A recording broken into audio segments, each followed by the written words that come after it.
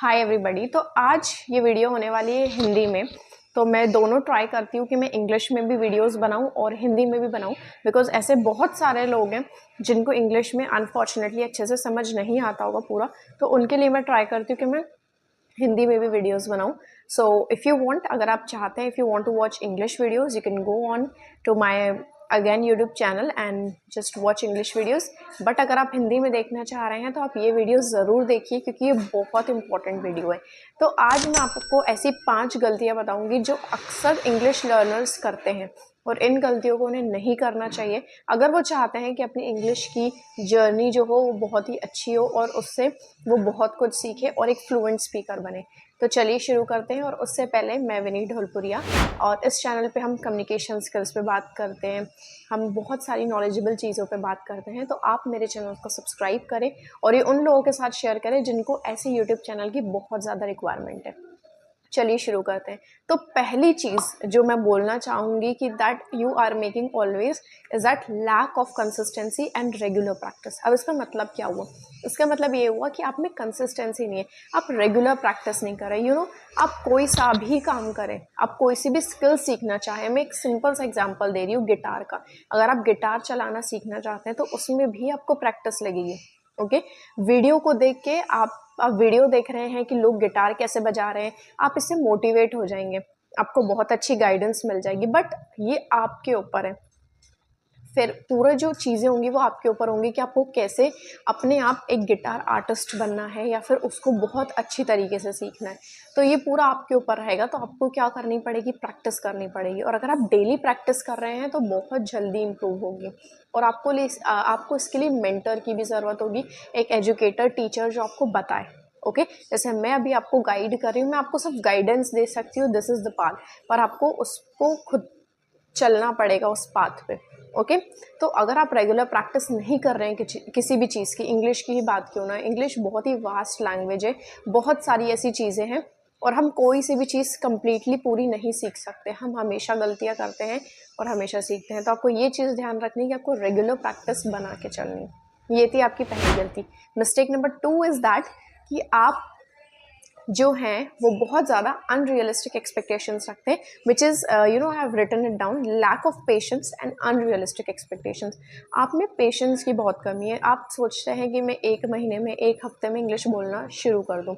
ये गलत नहीं है, आप आराम से 1 हफ्ते में शुरुआत कर सकते हैं। बट वो जो आपको फ्लुएंसी चाहिए ना कि मुझे इस एक्टर की तरह बात करनी है या मेरे फेवरेट क्रिकेटर की तरह बात करनी है, तो उसके लिए आपको रेगुलर प्रैक्टिस चाहिए होगी। अगर वो इस तरीके से बात कर रहे हैं तो उनकी जो जर्नी होगी वो भी कुछ इसी तरीके से होगी कि जब उन्हें शुरुआत करी होगी बोलना, उनके लिए डिफ़िकल्ट रहा होगा। और ऐसे बहुत सारे हमारे पास एग्जाम्पल्स हैं लोगों की, इवन द एक्ट्रेस। ओके, हमारे पास कंगना रनौत है जो पहले बिल्कुल भी इंग्लिश नहीं बोल पाती थी, बट अब वो फ्लुएंटली बोल पा रही है। इसका भी रीज़न यही है कि वो प्रैक्टिस ज़्यादा करी और उन्हें पेशेंस रखा है, धैर्य रखा है कि हाँ, I can improve my speaking skills gradually. Okay, तो ये चीज़ें। और अनरियलिस्टिक एक्सपेक्टेशंस ये हुई कि आप सोचते हैं जैसे एक दिन में हम 1 दिन में सीख लेंगे, 1 हफ्ते में सीख लेंगे, 1 महीने में। ऐसा नहीं है। किसी भी चीज़ को सीखने के लिए टाइम लगता है। यस, आप बोल सकते हैं कि जैसे 1 महीने में आपने कुछ अच्छे ग्रामर की चैप्टर्स देख लिए। ओके, वैसे ग्रामर इतनी इंपॉर्टेंट है नहीं, बट आपने थोड़ा बहुत देख लिया, क्योंकि आप बिगनर हैं तो आपको हर चीज़ देखनी पड़ेगी, सीखनी पड़ेगी। थोड़ा बहुत आपने इंग्लिश में सुन लिया, ठीक है, थोड़ा बहुत आपने इंग्लिश में पढ़ लिया, ठीक है, तो इससे आपकी इंग्लिश क्या होगी? इम्प्रूव होगी। बट आपको ऐसा नहीं करना है कि 1 महीने में मैं बिल्कुल मुझे आती नहीं है, मैंने अभी शुरुआत करी और मैं नेटिव स्पीकर से बात कर लूँ। अगर ऐसा होता है तो इसका मतलब ये है कि आप प्रैक्टिस अच्छी कर रहे हैं, पर ऐसा नहीं हो रहा है। इसका मतलब है कि आपको प्रैक्टिसिंग बहुत रिक्वायर्ड है। और आप रियलिस्टिक एक्सपेक्टेशंस रखिए कि इस महीने में मैं इस चीज़ों पर फोकस करूँगी, मैं धीरे धीरे बोलना शुरू करूँगी और धीरे धीरे ट्राई करूँगी। ऑलराइट, मिस्टेक नंबर 3 जो आप अक्सर करते हैं, which is your focusing too much on grammar. ये बहुत बड़ा टॉपिक है, इसके ऊपर मैंने ये वीडियो बनाई थी, आप जाके देख सकते हैं, इंग्लिश में है। तो ग्रामर आपके लिए मैं बता दूं बिल्कुल भी ज़रूरी नहीं है। कोई भी इंसान को अगर इंग्लिश स्पीकिंग सीखनी हो तो उसके लिए ग्रामर ज़रूरी नहीं होती है।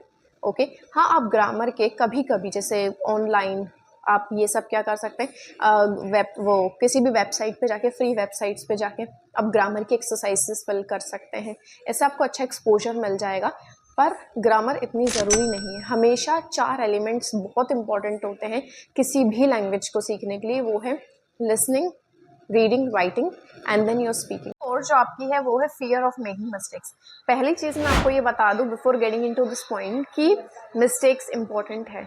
मिस्टेक्स मैं एक सिंपल सा एग्जांपल ले लेती हूँ नेटिव स्पीकर्स का, जो एक्चुअली में इंग्लिश दिन रात बोलते हैं, जिनकी ये भाषा है, जैसे मेरी हिंदी है, आई एम स्पीकिंग हिंदी, जो मैं हमेशा बोलती हूँ, वैसे ही जिनकी भाषा इंग्लिश है वो हमेशा बोलते, वो भी गलती करते हैं। I have seen many shows जिसमें वो खुद इंग्लिश में कहीं ना कहीं छोटी मोटी गलतियाँ करते हैं, तो उससे हमें मोटिवेशन मिलती है और एक तरीके की सीख मिलती है कि मिस्टेक्स जो है वो नॉर्मल है और मिस्टेक्स करना बहुत नॉर्मल है। और स्पेशली आप और हम जैसे लोग जो हमारी ये लैंग्वेज है भी नहीं पर फिर भी हम इसको सीख रहे हैं, तो डेफिनेटली हमारी मिस्टेक्स होंगी।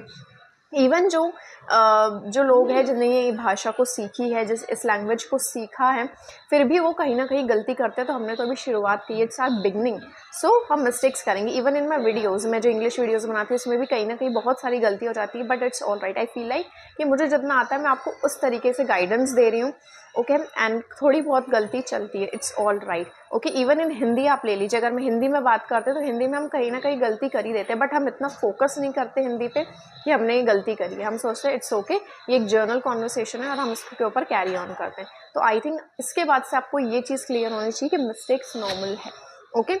नेक्स्ट चीज़ जो आपकी और लास्ट जो मिस्टेक आप करते हैं वो है कि not practising speaking skills enough. सबसे ज़्यादा मैं इधर पे एम्फेसिस करूँगी स्पीकिंग स्किल्स पे, क्योंकि वो ही सबसे ज़्यादा इंपॉर्टेंट होते हैं। देखो, लिसनिंग, रीडिंग, राइटिंग, स्पीकिंग है, बाकी की तीन एलिमेंट्स पे तो हम फिर भी फोकस कर लेते हैं, बट जो हमारा मेन एलिमेंट है वो है हमारा स्पीकिंग।